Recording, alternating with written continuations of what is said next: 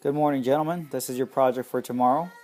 We have a main sanitary sewer line replacement from the house up to the house side of the sidewalk. It is approximately 40 feet, which is going to have to be replaced. The path will be going from the sidewalk up to around this area.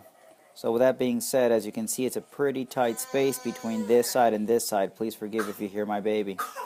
Okay, so you may have to remove the tree. If that tree needs to be removed, please advise the homeowner. Move it to the side. We do not haul the tree away. All we do is just remove it in order to open up room for dirt. Why? Because this area, according to the salesman, is approximately 10 to 12 feet deep. So with that being said, you're not going to have, because of the steepness of this hill, I don't think it will be safe to plastic and plywood it. But please try to minimize the destruction to whatever you have. You do have a retention wall right here, which you have to be cautious about. When it comes to underground utilities, I don't see much aside from the water. As you can tell, there's above head. Right there, above head utilities.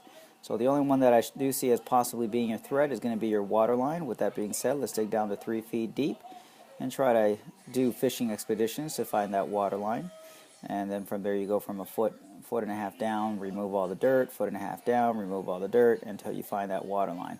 Once you find that water line in this area with your sewer, then you're going to be able to go through all of this expediently.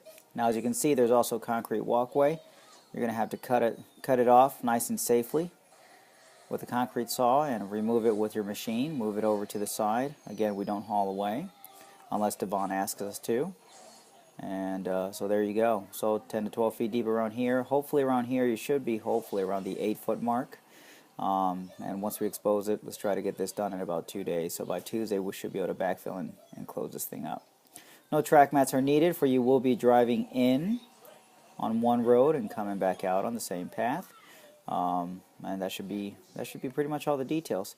Now, if you're wondering about parking, this area of Annandale does have plenty of parking. As you can tell, if this car right here moves out of the way, you'll be just fine with parking as well.